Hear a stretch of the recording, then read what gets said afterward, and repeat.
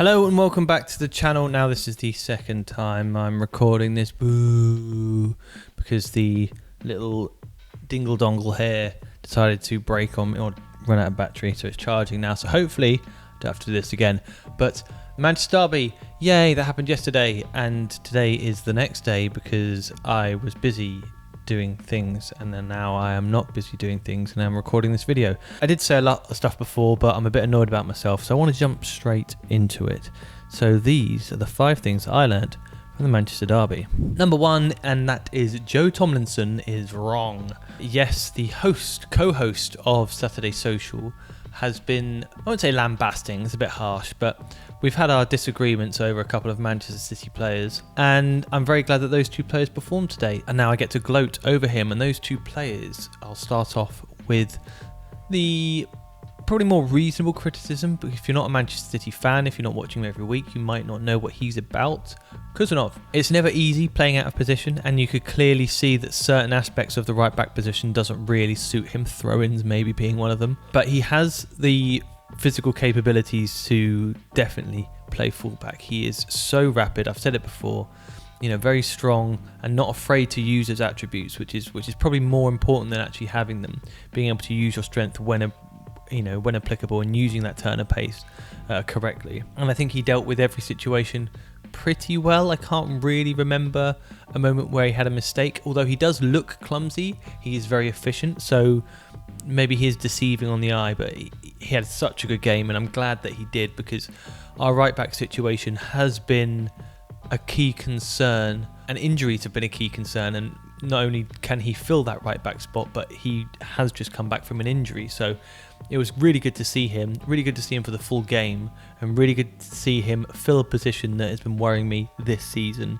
I think we've got a lot to come out of Kusanov. I think he's going to be a brilliant player for City. I've said it time and time again. Once again, glad he proved Joe Thomlinson wrong. And the second player that he has been critical of, that I have been backing to the high hills, Phil Foden. Now this one's a little bit more justified, because obviously he came off the back of a player of the season, Premier League player of the season. You expect big things of Premier League players of the season, and he did have a down year, but the whole of the Manchester City side did have a down year. And the original title for this point was Phil Foden is Manchester City. I don't know if I'm being sensational when I say this, and I've pretty much done it in every video where I've said something and then it's come back to bite me in the arse literally a week later or within a week. But Phil Foden has started the season on fire. He looked sharp against Brighton, obviously coming back off an injury, so he didn't get the entire game, but I'm very confident in saying, could be completely wrong, this was his first start, and it was incredible. Obviously the situation, Ricky Hatton's passing, obviously thoughts out to his family, but Phil Foden knew Ricky Hatton. I think he knows his son quite well, so it was an emotional game for him, and I'm very, very glad. And the emotional weight that must have fell off his shoulders when he scored that goal would have been incredible, and I'm so happy for him, because it is unfair.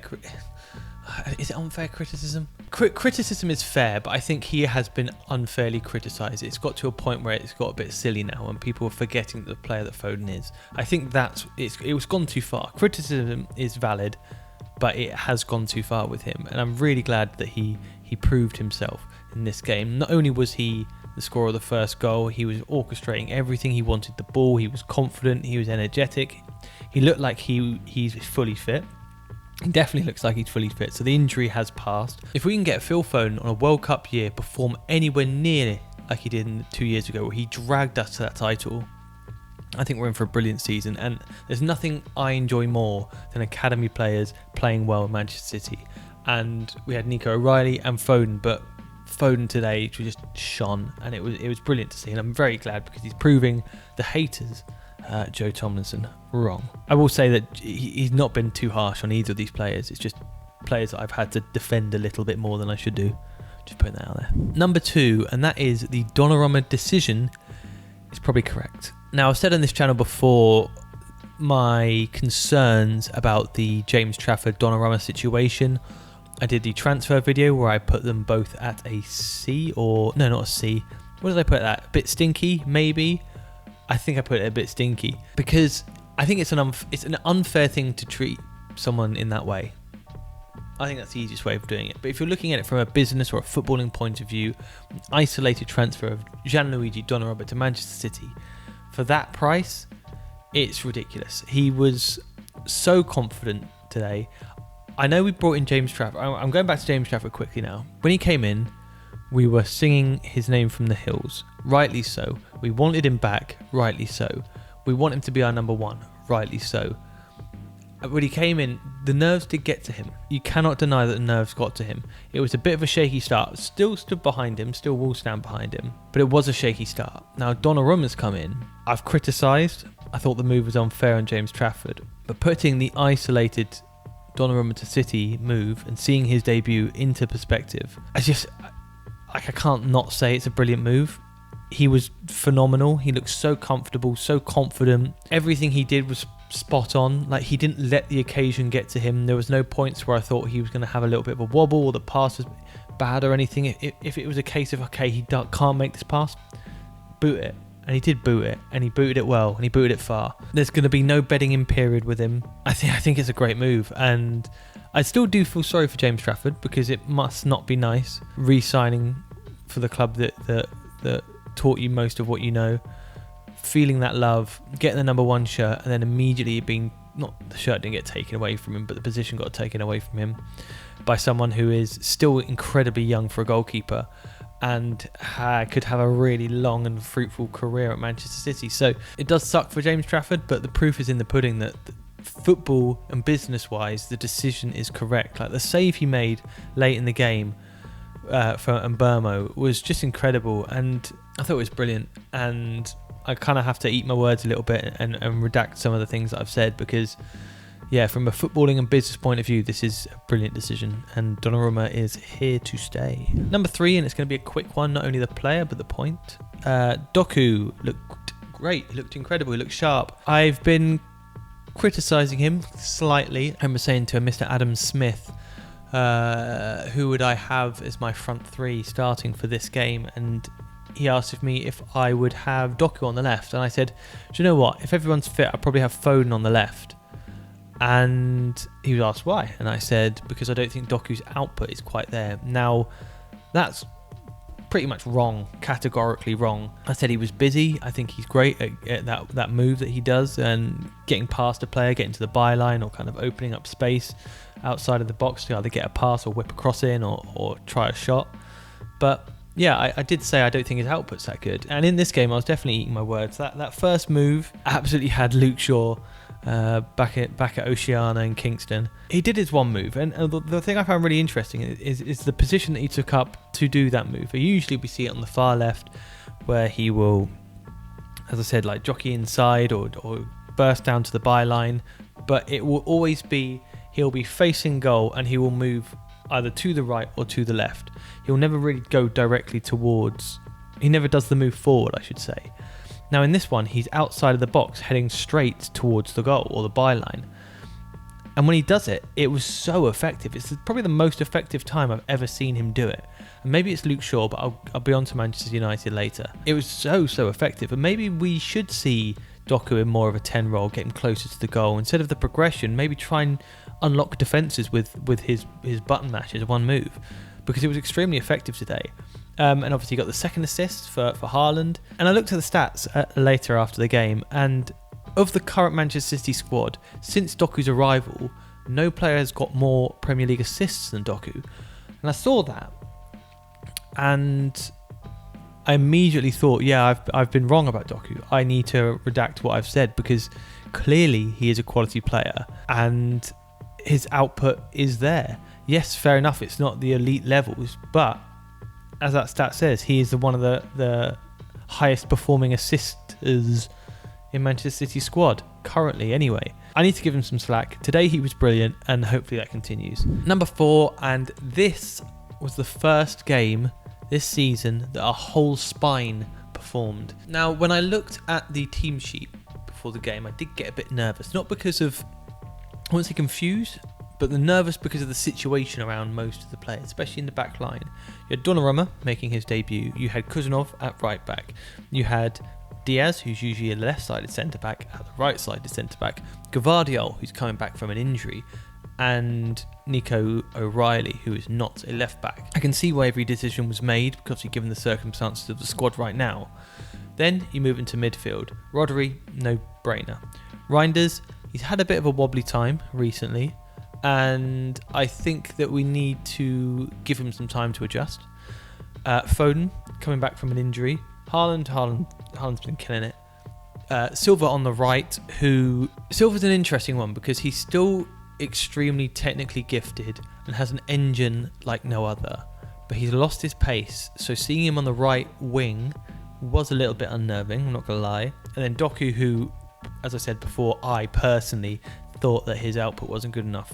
Clearly I'm wrong. So looking at that, I got a bit nervous, but then in the game there was this togetherness that I saw throughout the whole squad. Kuzanov made a last-ditch challenge. Diaz was there, giving him the love that he deserves. Everyone was giving love to Donnarumma when he made those saves. Haaland was getting into our own box and making clearances. I think the most clearances in the game or something silly. I think Reinders looked really comfortable being able to use Rodri and Foden to get out of really any situation. I did think there were times though that he was the one question mark in the game really that I thought remained from the pre-game nerves. I looked at his game and I still think he looks a bit nervous. He had that first game where he was a world beater, and it's like, okay, right, he's put his flag down, he's put his stamp on this, he's in the Manchester City squad and he's going to perform, he's going to be the perfect KDB replacement, and he has looked a bit nervous since then. There was a really nice move down the right hand side, can't remember who it was, to Foden, and Foden did that little flick to Reinders and put him in a lovely bit of space just out the edge of the box. And you thought to yourself, take a touch and see if you can whip it around Bayern, because he's not a confident keeper and he's definitely gettable. And he took that kind of first time attempt to Doku and it just kind of fluffed its way into touch. And there was moments like that. I think Foden actually in that moment told him to calm down. But there are moments like that you just relax a little bit. We are the tiki-taka side. Get back to that. Be brave in possession, because that's what Pep Guardiola wants. He wants brave.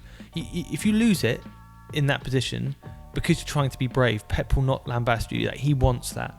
So I think there is, as I said, an adjustment period with Reinders, and I think he was the only one who lived up to my pre-game nerves, if that makes sense. But having Rodri and Foden next to him, being able to give that safe option, because Foden always wants the ball. He spends half the game doing that point to his feet, and Rodri always wants the ball, and they can both get themselves out of any situation.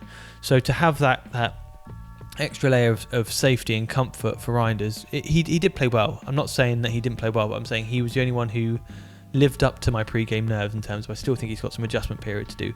But then again, Foden, I've said it before, brilliant. And the fact he was coming back from an injury, brilliant. Then Haaland, amazing. So our whole spine was working together. They worked well and they performed well in a situation where injuries have us pretty beaten up at the moment, and it's not great because it's the beginning of the season. I know a lot of teams have these issues, but to be able to create an 11 who together gelled, worked together and showed real spirit, because you definitely saw the team spirit within the side. Even after the game as well, you saw the kind of reactions to the players and how much it meant to them. I think this was an important game. I think this was a game where, a launch pad for not only just getting points and somewhere to push on, but just kind of a mental, it doesn't matter if that person's out. We have the ability to fill that position. It doesn't matter if that person's out. We have the ability to fill that position. So hopefully we don't see the same issues as last season in terms of having no answers to any injuries that occur. I don't know if this was City were really good and together, or look at this transition into number 5. Manchester United were really crap. And that leads me brilliantly on to point number 5, which is there is no hope for Manchester United for the foreseeable future anyway. Now, I really like Amorim. I really like a lot. Can I say a lot? I really like some of Manchester United's players. I think you look at how players have left Manchester United and thrived. Like, not just been okay, but thrived. Betis, Antony, Napoli, McTominay, and now Haaland. De Gea, Fiorentina. I know it's a bit different, but I wouldn't be surprised if Onana has a good season, or Rashford has a brilliant season, and Rashford Aston Villa. And then you look at the managers. You've had brilliant managers come in throughout the years And the one who did the best, maybe not the best, but the one who seemed like they were galvanising things the most, hadn't really got the pedigree of any of the other managers in Ole Gunnar Solskjaer. It's very confusing, and for me, I think Manchester United's issues or rot or whatever you want to call it starts from the top and comes down. I don't know if I've said it on this channel before or not, but I don't think you can have a situation where everyone who works at the club is in the back of their head nervous for their job. I don't think anyone can perform well with fear or anxiety going into any situation. So for me, there is something that comes from the top, trickles its way down, and goes into the minds of not only the manager but the players. And today they didn't look great. There were some good performances. I will say Ahmad had Nico O'Reilly on toast when he moved over to that right. I thought he actually played really well. Burmo played really well. I think he was unlucky not to get a decent moment in that. Obviously, there was a Donnarumma save. So I will give them a leniency on that, but they do look so disjointed, especially at the back. I don't understand how you can change your back three within the game, change your centre-backs, and expect it to be cohesive. I think that is a failure of Ruben Amorim in this game, because Maguire just, like, he wasn't the races from the off, and it's a hard game to get yourself into if you're already losing, and it's a bit of an unfair thing to transfer to sub him on, if I'm honest, and he paid the price for it. Luke Shaw had a really bad game. I think I saw him getting toasted so many times, and it's not great to see. It just doesn't look good at Manchester United, and I looked for hope for them. I don't know why I did it, but I was looking, is there any redeemable features or redeemable things from this game? And it's yes, there is redeemable things from this game. And Bumo and Ahmad, but both of them play in the same position or want to be playing in the same position, so they're screwed. I'm obviously enjoying it, but it's got to the point now where it's gone from funny to just it's just sad. Like, you look at some of the stats, Amorim, as good as he was, he yes, we were in a bad spell, but he pumped us in the Champions League. And you look at him now, and he's, since joining the worst of the current Premier League teams, obviously, ignoring the teams that got relegated, he's got the worst Premier League record, or if there was a table, he would be bottom. And obviously, they didn't do well last season, so that's obviously going to be the case. But it's like 31 games, 31 points. That's horrendous for a top quality manager. And what do? Do they get rid of him? If they get rid of him, who do they get in? I think it will continue. It will continue and continue until something really changes at the top. And you look at Opta's stats they've put out. I know it's a predictor. I know it's probability and this, that, the next. But they have a higher probability now of getting relegated than finishing in the top 5. Now that is crazy. If I said to myself in secondary school that there'll be a time where Manchester United are closer to getting relegated than top 5 finish, I would have laughed at you. See, it's a situation we find ourselves in today. Long may it continue. So that was the 5 things I learnt about the Manchester derby. If you did enjoy the video, please subscribe to the channel. More so if you're a Manchester City fan, subscribe to the channel. If you did enjoy the video, give it a like. It will be greatly appreciated. I've got a video that I'm writing. It might take a while, but that could come out in the next 2 weeks, depending on time, and hopefully I'll get another 5 things in our next fixture, which will be Champions League. Or do I do a stream? Who knows? That's a good idea, actually. I might work on that. See you later. Thank you. Love you. Bye.